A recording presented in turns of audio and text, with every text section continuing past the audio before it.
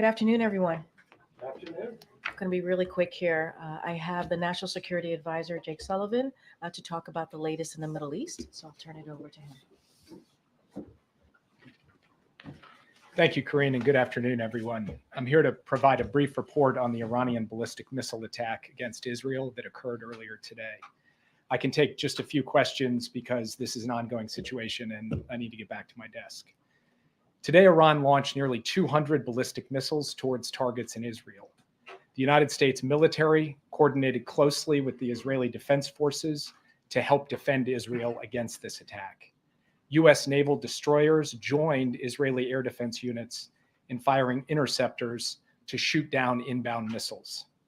President Biden and Vice President Harris monitored the attack and the response from the White House Situation Room, joined in person and remotely by their national security team.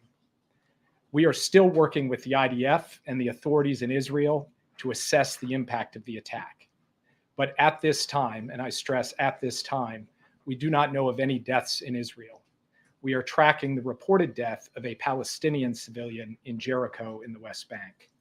We do not know of any damage to aircraft or strategic military assets in Israel. In short, based on what we know at this point, this attack appears to have been defeated and ineffective. This was first and foremost the result of the professionalism of the IDF, but in no small part because of the skilled work of the US military and meticulous joint planning in anticipation of the attack. We're also aware of reports of a terrorist attack in Jaffa that took the lives of a number of Israeli civilians and wounded several others today. Our condolences go out to the families of the victims and to the family of the Palestinian civilian in Jericho. Obviously, my update here is based on early reports, and we reserve the right to amend and adjust as necessary as we gather more information. The word fog of war was invented for a situation like this. This is a fluid situation. We will consult with the Israelis on next steps in terms of the response and how to deal with what Iran has just done. And we will continue to monitor for further threats and attacks from Iran and its proxies.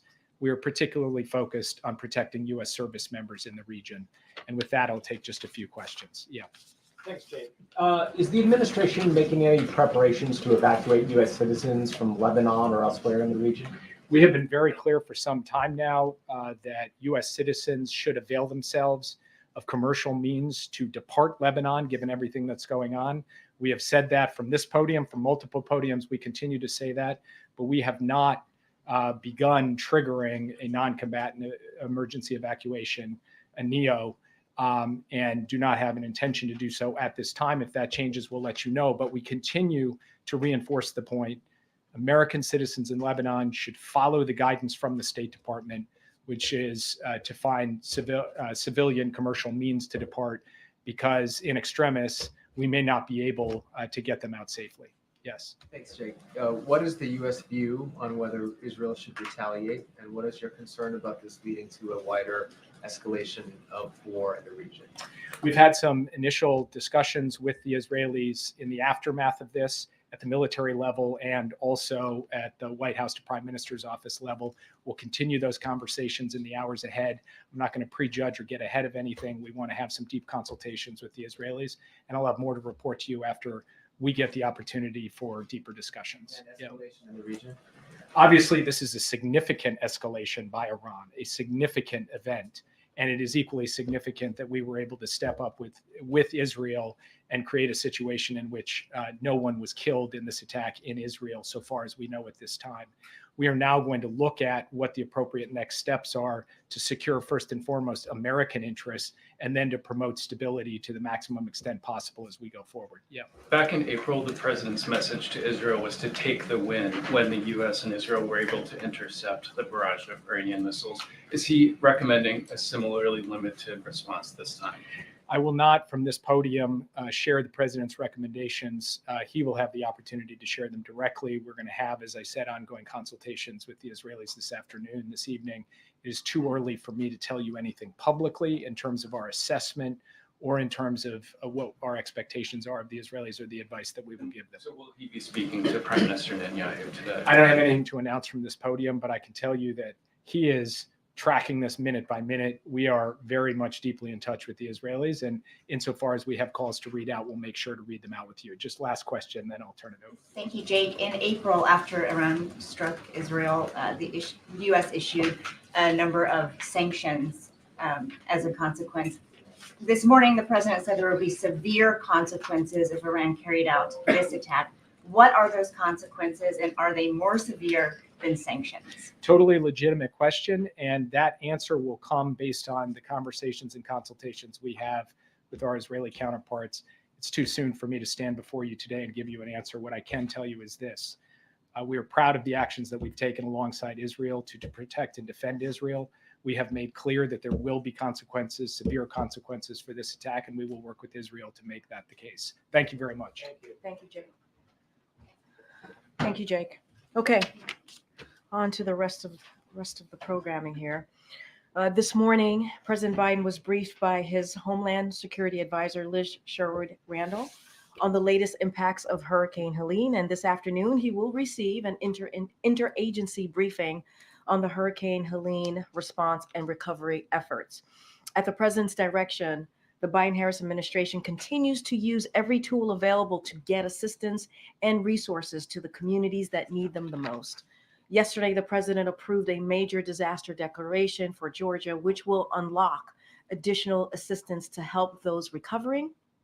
This is in addition to the major disaster declaration swiftly approved by the president following requests from North Carolina, South Carolina, and Florida, as well as requests for emergency assistance across 7 states. Tomorrow, the president will travel to Raleigh, North Carolina, where he will visit the State Emergency Operations Center to meet with local officials and also first responders. And the vice president will travel to Augusta, Georgia tomorrow, and will then head to North Carolina in the coming days. As of today, thousands of personnel from across the federal workforce are deployed and supporting state-led Hurricane Helene response efforts across the 6 affected states, including over 1,200 personnel in North Carolina. Still, there is more work to be done, and the Biden-Harris administration will be there for these communities every step of the way. Now, as you can see, we also have Secretary of Homeland Security, Alejandro Mayorkas. Thank you, Corinne, and good afternoon. Before standing at the podium, I was at FEMA's National Operations Center being briefed by our personnel as well as state emergency personnel. I thought it very moving and very telling that North Carolina's emergency management director described Hurricane Helene as catastrophic and noted the fact that numerous towns situated along the river had virtually disappeared, had been completely destroyed. In fact, Hurricane Helene is of an historic magnitude. This many states hit this hard. The wind field of the hurricane stretched 350 miles from its center. More than 100 fatalities have been reported, hundreds and hundreds of homes and businesses destroyed. Our hearts break for those who have lost loved ones, and we pray for the swift assistance and rescue of those who are currently missing. We are in different phases of a post-hurricane environment, depending on the state and the location within the state.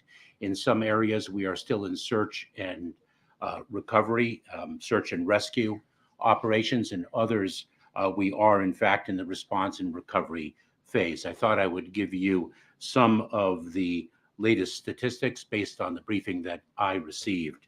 And I should say that these numbers are, as you can all well understand, quite dynamic and fluid. They change minute by minute and hour by hour. But just as devastating as the hurricane has been, the response of federal, state, and local authorities has been extraordinary. We have more than 2,000 federal personnel dedicated to this effort. On the ground, we have more than 1,200 urban search and rescue personnel. FEMA staff deployed, over 1,200. Corinne mentioned the major disaster declarations and the emergency declarations previously issued. I should note that in the 6 states most severely impacted. The emergency declarations were issued before the storm hit, and we had thousands of personnel dedicated there. We have delivered more than 2.6 million ready-to-eat meals and more than 1 million liters of water. At its peak, there were 5.1 million customers without power. We have reduced that amount, and not just the federal government in support of the state and local authorities, but working very closely with the power companies and the other utilities. We've reduced that number of customers without power by 3.8 million people. And so the operation is very, very significantly underway. We are working in support of our state and local partners. This is an all of government, frankly, all of community effort. And with that, I'll take some questions. With regards to how many were unaccounted for, yesterday Liz said about 600 were unaccounted for. Do you have an updated number on that? We do not have an update, but that work is still underway. And I know, for example, within the Department of Homeland Security, the Coast Guard has recently rescued approximately 21 people through their patrols. And there was also discussion yesterday on whether resources may have been better pre-positioned in other parts of the country. There were many assets in the Big Bend region of Florida, some in North Carolina, but should the government have pre-positioned more in the North Carolina area? Well, we actually pre-positioned our personnel, and state and local personnel were pre-positioned in all 6 of the most heavily impacted states. This is an historic hurricane. It reached not only industrial areas, but of course, as we also poignantly see, rural areas as well. Yeah, thanks, Karine. Liz yesterday, focusing on the pre-positioning here before the storm, said that it was focused on the Big Bend region of Florida. So what pre-positioning was taking place there that wasn't taking place in the North Carolina, Western North Carolina area? Remember that the pre-positioning of assets, to include personnel as well as equipment and the like, also depends on the terrain and the access points. And so we pre-position where we think the impacts are going to be greatest.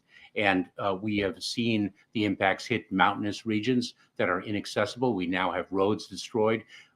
There is a significant amount of mud. We understand that people are still situated in the mud, and therefore we cannot undertake debris removal until we are assured that the search and rescue operation has been completed. We have to be very careful about the lives that still can be saved. But what sorts of things were done in North Carolina before the storm came? Like, what was the federal presence there emergency-wise? I don't have the specific numbers of the personnel already situated, but we can get you that data. Thank you, Secretary. Despite all the proactive things that the federal government did and its response, the sentiment, according to my colleagues on the ground from people, is that the federal government is not doing enough to help. Where are they? Where is the help? What is your message to those people? I would say the following, that we are there and we will continue to be there, and we will reach the most difficult to access locations. We are relentless in our efforts to ensure the safety and security of all. And as Corinne pointed out, we will be there for the long haul as well. And I must pay tribute to the heroic men and women, not only of the Federal Emergency Management Administration, but throughout the federal government and throughout the state and local enterprise. Thank you, Secretary, for talking about electric power. I'm curious about the status of cell phone service, as the Associated Press is hearing reports that people are having a tough time using their cell phones, being able to make calls, even reach you. Yes. What are you doing, and what is the status of that right now?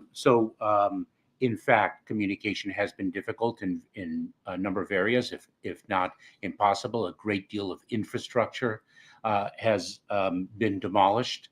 We are working with the private communications companies as well as the FCC to ensure that we can rebuild communication towers. We have, for example, deployed 50 Starlink satellite systems to help with the reconstruction of that infrastructure. You mentioned that there are roads that have been destroyed. There are places that are so hard hit that it's hard to get to them right now. The president mentioned land bridges yesterday and working with the Defense Department. Can you talk about what the effort is right now to get to some of those hard hit areas and what the timeline is looking like to reach the people that are in need there right now? So this is at the president and vice president's direction and all of government effort. So it's not only by land, but we have deployed air assets. The Department of Defense has been of extraordinary assistance. I don't recall exactly the number of Army Corps of Engineers that have been deployed. I think it's close to 6,000. So it's an all of government effort to reach individuals, not just by land, but by air as well. And how quickly do you anticipate getting to some of those areas that have been cut off because of the roads being flooded? As quickly as we can. Go ahead, Jim. Thank you, Corinne. Mr. Secretary, do you have a sense of how much money it's going to cost, A, to do this relief effort, and B, to do the rebuild effort once we get there, and how much of that will be covered by insurance companies and how much will be covered by the government? So this is a multi-billion-dollar undertaking in terms of the search and rescue and the response. I should note that we already have approved approximately $1.7 million in individual assistance that individuals will be able to access. I believe it'll be as early as tomorrow. It is a direct deposit into their accounts.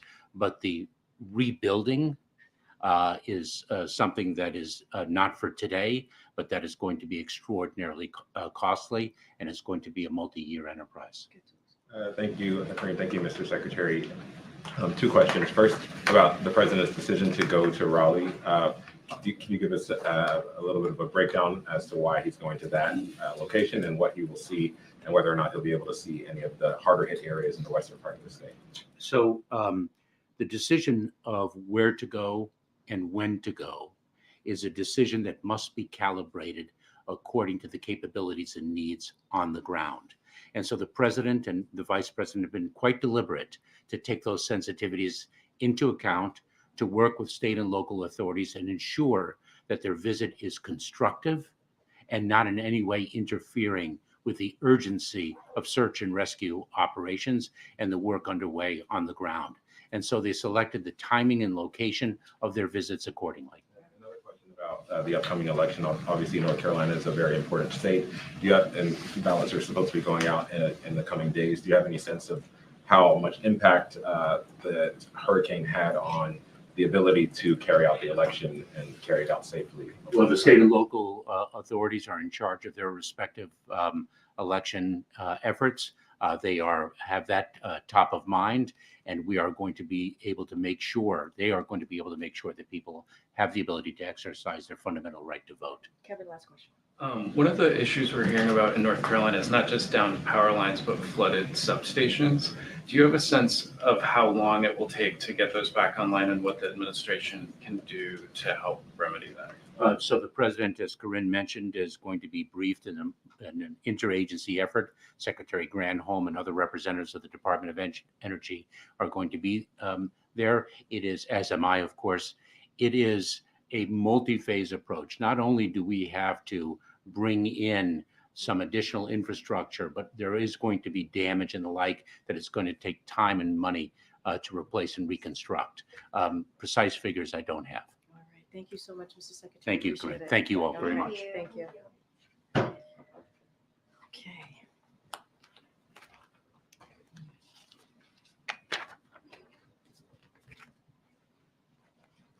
I do want to give some stats, some additional stats, so that you all have this.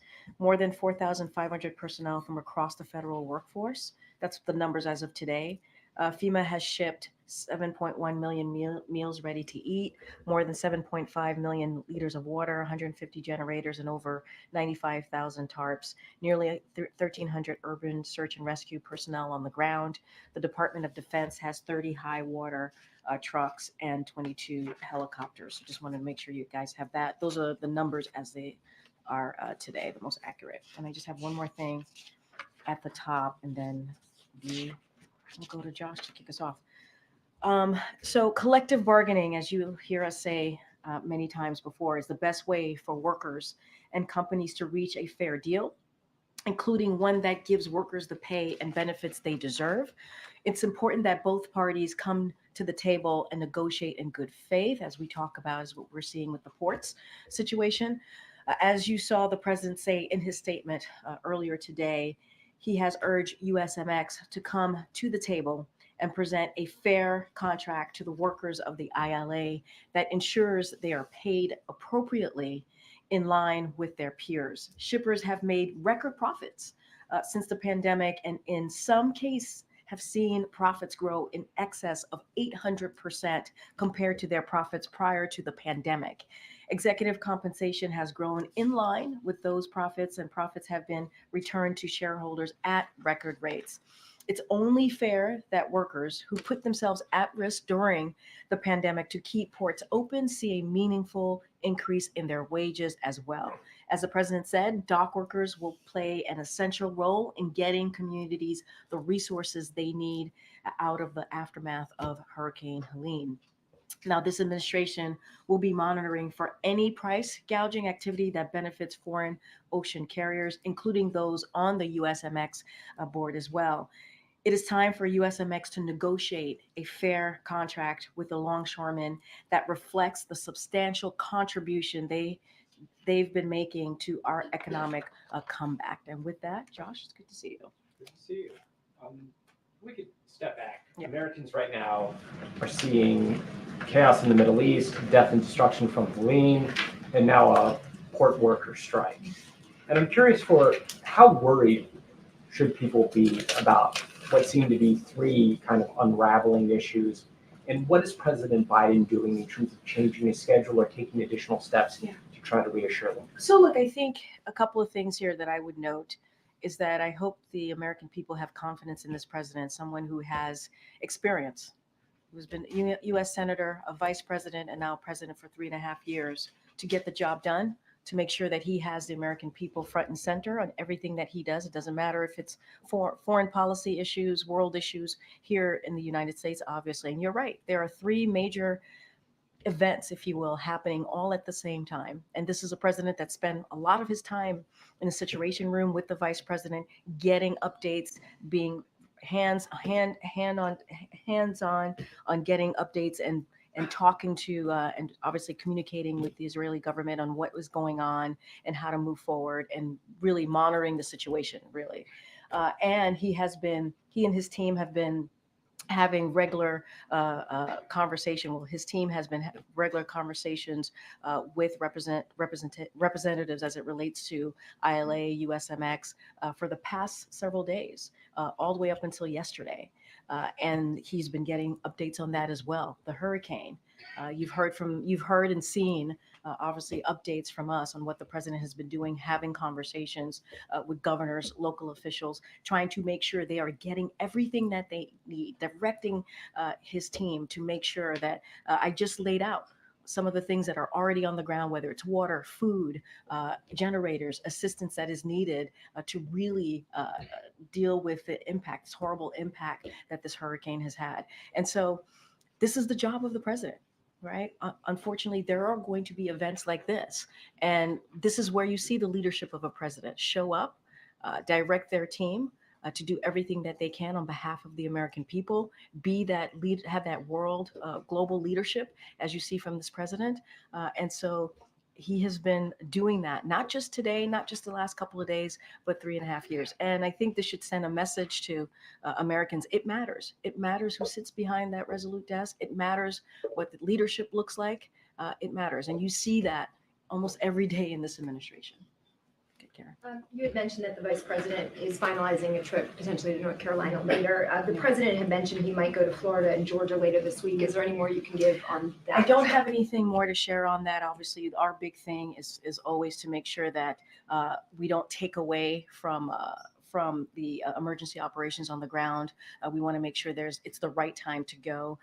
The president said he wants to do it. We're working through it. I don't have a date or time at this moment. But tomorrow he's going to go to Raleigh, North Carolina, as I mentioned. He's going to really thank the frontline workers who have been really heroic in the past several days and what they've been able to do. And he's going to also survey the impacted area. So that's what you'll see from the president. We'll certainly have more to share. He does truly want to go to Florida and Georgia to say thank you directly to frontline workers there, meet people, see folks who have been impacted by this horrible storm, a historic storm, I should say. And so we'll certainly have more to share. And just a funding question. Last week, when Administrator Criswell was here, she had said that the agency had enough money to conduct life-saving measures for this disaster. Days later now, given the scope of the damage and that large number of people still unaccounted for, the Homeland Security Secretary said that there's still search and rescue operations in many places. Is there still enough money for life-saving measures for this particular disaster? So I would let FEMA speak to that directly. My understanding is I don't think anything has changed from when the FEMA administrator was here just this past Thursday. But I think what's important to note is we're going to be in touch with state and local officials to ensure that they have everything that they need in this time, in this moment, all the federal assistance, all the federal resources. We are committed to that. Obviously, we had presented Congress with a robust funding request that did not make it into the CR. We are obviously disappointed by that. And so those conversations are going to continue. We want to see Congress act. As we can see, just what we've seen from the past couple of days, it is important to have federal assistance for Americans who have lost everything, Okay, Jeff. Kareem, briefly back on the topic of the Middle East. Yeah. Did the United States have a heads up from Iran that this missile strike was coming? And if so, what channels, through which channels did you receive the heads up? As you know,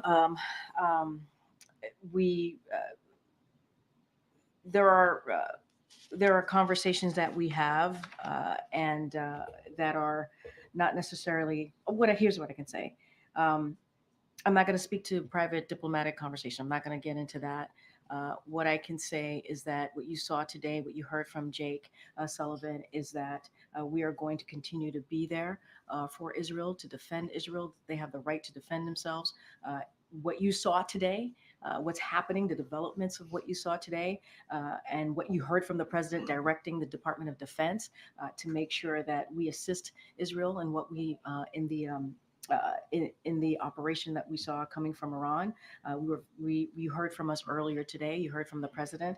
And so we're going to continue to make sure that we are there to defend Israel and we are committed. As you heard from Jake as well, there will be consequences. This is an ongoing developing situation. And so you will hear more from us. I'm not going to get into any intelligence or any diplomatic conversations that we have from here. Okay. When it comes to the dock workers strike, should Americans be prepared for shortages of goods? So, look, I know that there's been a lot of reporting on that, on the impact that this will have on the economy. And so, look, what we see and how we see this moving forward as it relates to the economy and potential impacts is that we're going to continue closely monitoring the situation. We're going to what this could have potentially on the supply chain impacts, assessing ways to address any concerns if necessary, and the president and the vice president, as I said at the top as well, are being briefed. They were briefed on the agency assessments that show limited impacts on critical consumer needs at this time, including in the important areas of fuel, food, and medicine. And so the president has directed. Remember, he started the supply chain disruption task force very early on to deal with what we saw related to the pandemic. And so they're going to meet every day. This task force still exists. They're going to meet every day and prepare to address potential disruptions if necessary. And so we are engaged extensively with labor industry, state and local officials, ocean carriers, and rail and truck companies, including multiple meetings with retailers, grocers, manufacturers, and agriculture.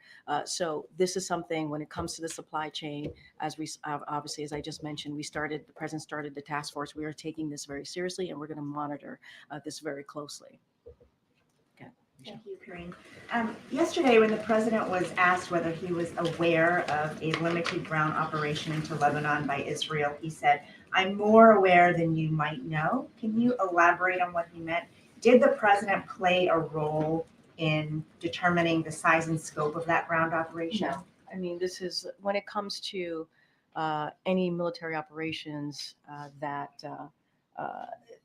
Israel has IDF. It is for them to speak to. It is for them to uh, come to their determination of what that looks like. What we have been very clear about is that Israel has the right to defend itself against Iran-backed groups, including Hezbollah, Hamas, and the Houthis, and we have always been clear about that. We understand, as I've stated, and I'll give a little bit more today, the Israelis will be conducting limited operations to destroy Hezbollah infrastructure that would be used to threaten Israeli citizens, and this is in line with Israel's right to defend itself and its citizens and safely return their civilians to their homes. So we support that right to defend themselves against Hezbollah and all of Iran-backed groups, and we've been very consistent about that, and will continue to be so. And then I know there is a lot going on, but will the president sit down and watch the vice presidential debate tonight? Where, with who?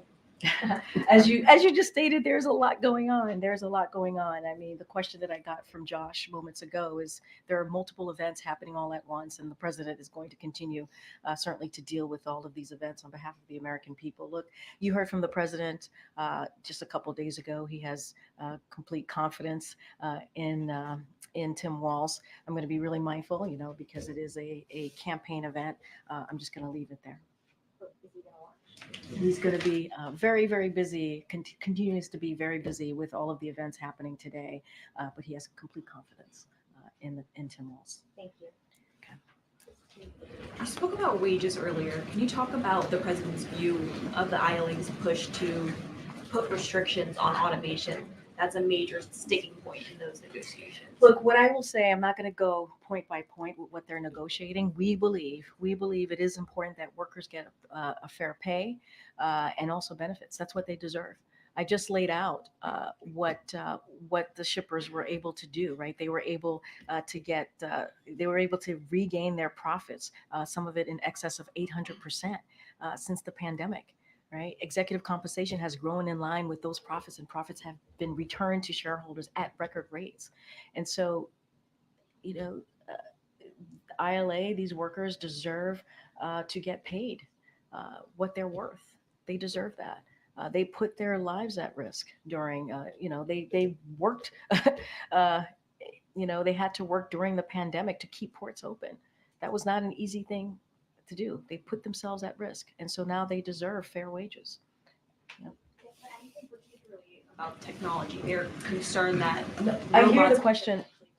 I'm not going to get into specifics here. What we believe is that they should get their fair wages and benefits, just like their peers, and so we believe that collective bargaining is the way to go. Both sides need to continue to have conversation and do that in obviously in a way that leads to a way that workers get their fair share. Just a question on tomorrow's travel. Why isn't Harris traveling with Biden, since she will be going to North Carolina, as you said, in the coming days? Well, she's going to Georgia. So the president's going to do North Carolina, South Carolina, and she's going to go to Georgia. So I think it was a way to make sure that we cover all fronts, and then she'll go to North Carolina in upcoming days. Thanks, Green. So on the port strike, so with the rebuilding of North Carolina, South Carolina, and Georgia, isn't it a bad time to have supplies stuck at 36 ports as of right now? So how long then until the president decides he should step in this strike? So a couple of things. According to FEMA, the strike is not impacting the relief of recovery efforts at this time because supplies were pre-positioned. You heard the FEMA administrator mention this just last week. You heard that from the secretary just moments ago. So any specifics on that, obviously, I would refer you to them. Look, we have a supply chain disruptions task force. They're going to be monitoring the situation. There's a reason why the president put that together to assess the supply chain, and so they're going to be there to work with any potential disruptions. But I in your question to me about when is the president going to be involved, the president's message has been very clear. I just laid that out for one of your colleagues. We've been very clear when it comes to these types of moments here, that labor, when it comes to negotiating, there needs to be collective bargaining is incredibly important. Workers need to get their fair share. They need to get what they deserve, pay benefits, wages. It is important that happens. The president's going to continue to be regularly briefed, and we are urging USMX to come to the table to present a fair proposal to ILA. So Taft-Hartley is off the table indefinitely. I've spoken to this. This is not this. We have not used Taft-Hartley, and we're not planning to. But if I could, on Iran. So Iran, obviously, we saw what happened today. They've also have an active plot to assassinate one of the candidates in the U.S. election, which could be seen as a direct election interference. Is there any talk of consequences for Iran in terms of limiting their revenue, going after their oil exports? So look, you heard Jake speak to this on what there will be consequences. You heard Jake say this. This is an ongoing situation. He had to get back to his desk to make sure that he continues to monitor what's happening, occurring, having conversations with his counterparts as well in Israel. But this administration has not lifted a single sanction on Iran. We cannot forget that. Rather, we continue to increase pressure. That's what we have seen. Our extensive sanctions on Iran remain in place, and we certainly will continue to enforce them. And you heard from the National Security Advisor. You heard what he said today. But Iran's oil exports have reached record levels now. One report showing 3.2 million barrels per day, according to OPEC. That's about $90 billion a year. So when do we cut off that revenue? We have not lifted a single sanction. If anything, as I said moments ago, we increase pressure. That's what we have been doing. You'll hear more from us. Jake was very clear when he was here at the podium about consequences, and so I'm gonna let that be for now. Okay. Thanks. 6 months ago, the vice president was in Los Angeles when Iran conducted its first wave of strikes, and the vice president joined virtually when she joined the national security team for a briefing that day. Today, she's the nominee. She was in the Situation Room. I'm just wondering if you can elaborate at all about what her engagement has been like today and what it will be like in the next 48 hours as Israel plots its response. I mean, you just answered your own question. The vice president joined the president today in the Situation Room as they were monitoring the situation, as the president was listening to his team and hearing feedback on what was happening on the ground. She was there. She was alongside him in getting that update. And she is many times has been in the room, or as you just said, has called in when it's come to really important, critical national security issues. And so that has been the way that they have worked together in the past 3.5 years. And that's the way it's going to continue as we work through what's next. Does it make any difference, though, participating virtually versus being here in person today? No, I wouldn't say there's a difference. The point is she's in the room. She's side by side with the president. She's getting an update from the national security team and others. That is part of his team on these important issues as we talk about foreign policy and what's going on in the world. She's part of it. She's there. She was there for a majority of the time that the president was in the Situation Room today as we were watching